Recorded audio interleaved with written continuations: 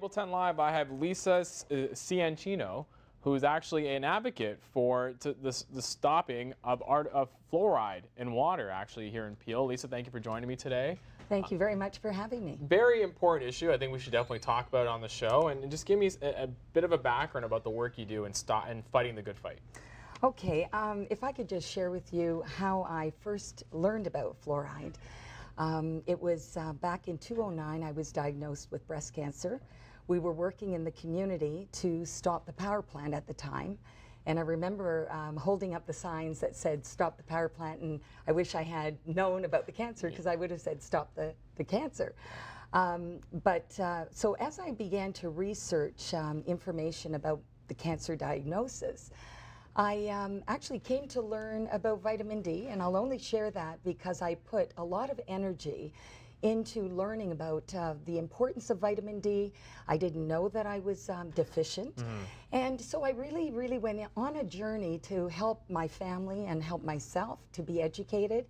And I invited a wonderful gentleman by the name of Bill Henderson. Okay. I had a community event where he came and he spoke and shared his information with the community.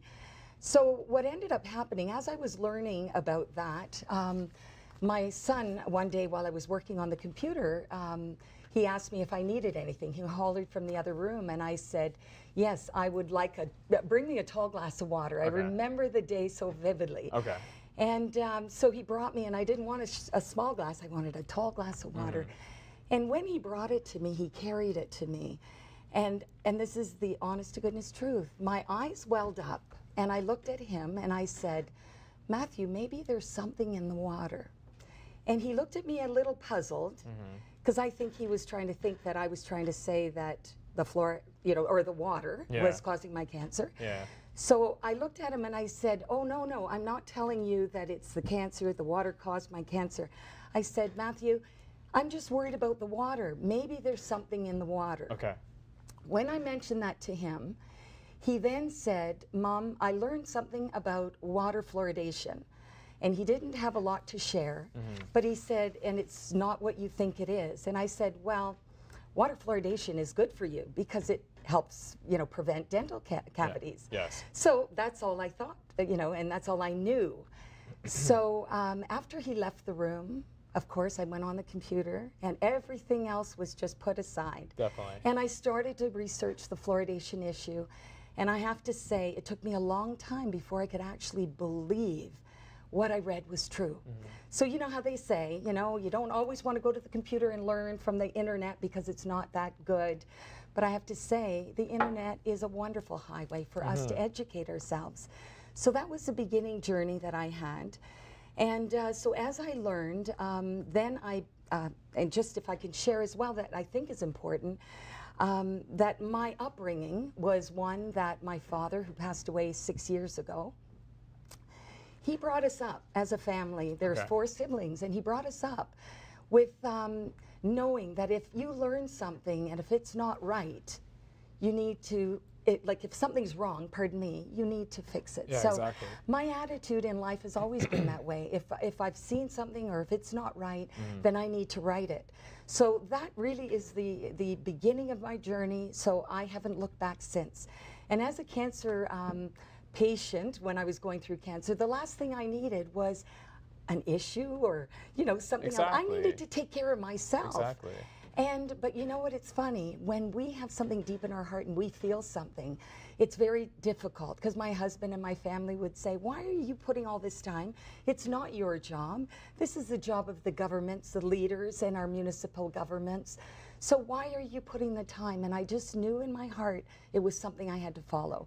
So, that's where it brought me from that journey to today. Liesa, I want to commend you for number one, taking this on, and number two, surviving cancer. Congratulations. I think that's absolutely amazing. I think what's interesting, what you touched on there, was the fact that people assume fluoride in water is a healthy thing. Like you touched on, and we talked about this outside as well. And I don't think people really know just the actual dangers that are associated with having fluoride in your water. Do you want to touch on some of the research that came across? I will absolutely do that, because that's how I was compelled, because the dangers are associated with the fact that It's not a pharmaceutical grade fluoride. Okay. So when I learned that, and that's where the topic today is about a toxic waste byproduct. And that byproduct comes from the phosphate fertilizer industry. Okay. So having, knowing that, what it did was it made me realize, okay, if I don't know and I'm an active person in my community, I like to be involved. And I've always enjoyed being involved and working with the community and the counselors. It's always been a partnership. But knowing that this is from the phosphate fertilizer industry and that residents are unaware that this is what's being put into our water, that once again kept me researching and understanding. Then I came to learn that there were a few other group members, or people, pardon me, that were interested in learning about fluoride, the issue as well. And what was interesting is all of a sudden we heard, I found out on my own, and some of these other members, concerned residents, they also knew that the Region Appeal was going to be having a meeting. And the meeting was to discuss a report that was coming back to council about the benefits of fluoridation. Yes. And they were going to, continue to keep it in. So it was a prime opportunity for us. We thought, what a great opportunity. We'll go before council. We will present this. And we went in, to be honest, you know how some activists want to go in and then just lay it all down? Yeah, definitely. We went in because my association with working with anybody, whether it's the school board, because I've had many experiences while my children were going to school being parent council chair, and working with people together, always you get great results. So what we did was, I basically went in and I said to the region, I said, we're bringing an olive branch approach.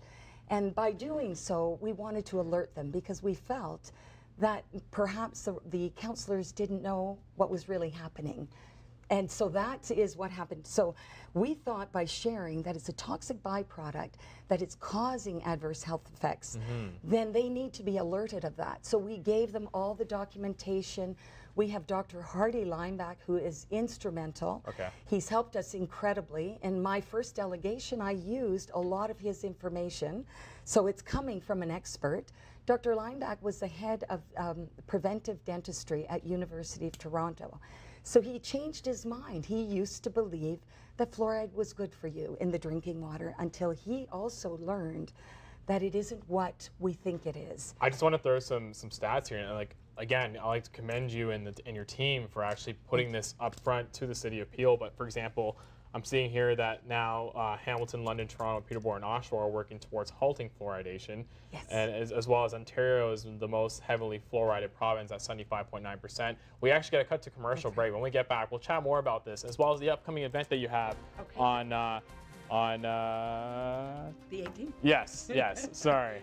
We'll be back. Days away. Yeah, we'll be back after this brief commercial message. Thank you.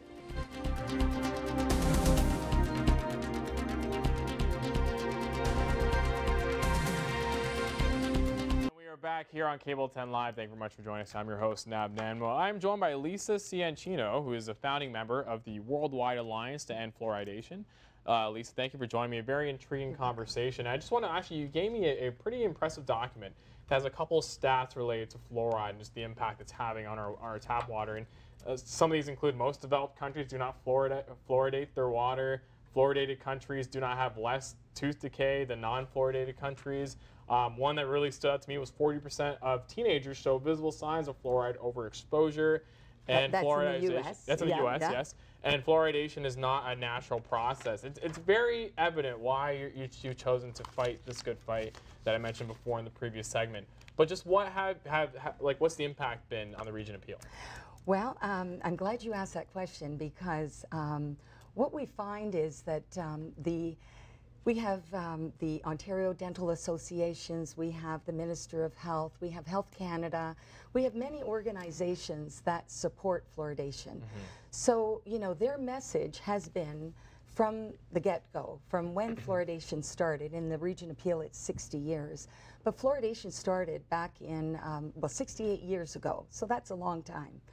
And what we find is that everybody is sharing the benefits of fluoride, and they say that it's safe and effective. So that's all everyone has heard. So our counselors although they're the decision makers, they're put in a predicament because everybody shares all the information. I have letters from Dr. Arlene King. Okay. I've got the ODA president. When we were trying to have a roundtable discussion, so if I could bring you back just a little bit, when we tried to have our delegations, unfortunately, because there was a unanimous decision to continue fluoridation, because the report that came from Dr. Mowat said that it was safe and effective, so our councillors voted to keep it in. But the concerned residents said, we want more, we want to try and get the answers to you. So the region was very generous in trying to help, and I have to admit that point. Emil Kolb was great because he actually, allowed us to ask for a roundtable discussion. That one, they refused to come.